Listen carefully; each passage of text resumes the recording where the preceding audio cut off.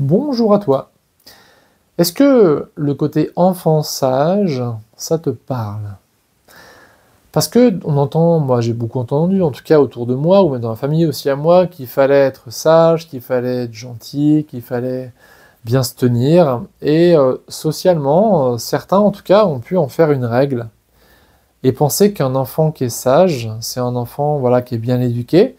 que c'était un enfant qui était bien, qui était sain, qui était voilà, qui pouvait grandir et se développer. Et en fait, ce qu'on remarque souvent, en tout cas dans ma pratique à moi de cabinet, c'est que ce genre d'éducation-là, même si elle est bien intentionnée, hein, pour être socialement acceptée, pour pouvoir bien fonctionner dans la relation avec les autres, c'est pas quelque chose qui permet à l'enfant d'épanouir son potentiel,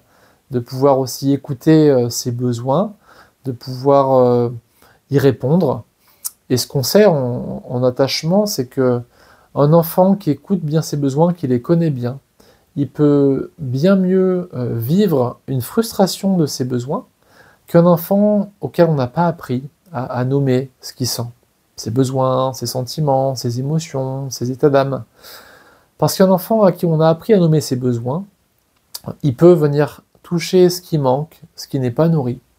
Et ce qu'on observe, c'est que le simple fait de venir nommer un besoin, de venir nommer un manque présent à l'instant T, déjà ça met du baume, ça apaise. Parce que à un niveau, la personne, quand elle fait ça, elle se met en empathie avec l'endroit d'elle qui est dans cette carence, ce manque, cette frustration, et par l'empathie qu'elle génère, ben, la partie qui vit cette frustration, elle se sent un petit peu vue, importante, considérée, et de fait elle souffre moins. Voilà pourquoi un enfant à qui on n'a pas appris à nommer ses besoins et qui est frustré par rapport à ça, certes en apparence elle va peut-être savoir mieux s'adapter, pouvoir faire sans, mais au fond d'elle, il y a inconsciemment, très souvent, il y a de grandes frustrations, de grandes souffrances qui, malheureusement, vont souvent se montrer de façon somatique, par des maladies. Voilà, je peux parler d'un homme que j'accompagne, qui a un certain âge aujourd'hui, et on a vraiment toujours, on lui a toujours tu, on lui a jamais montré, jamais dit, jamais nommé ses besoins, ses sentiments. Et de ce fait, il est assez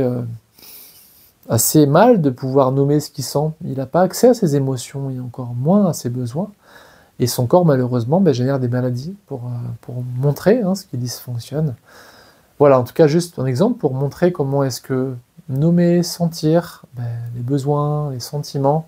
c'est essentiel pour que, à l'intérieur de soi, on puisse faire ce travail d'autorégulation, de prendre soin, d'écouter et de venir apaiser un peu ce qui peut être par la vie, frustré ou non nourri ponctuellement.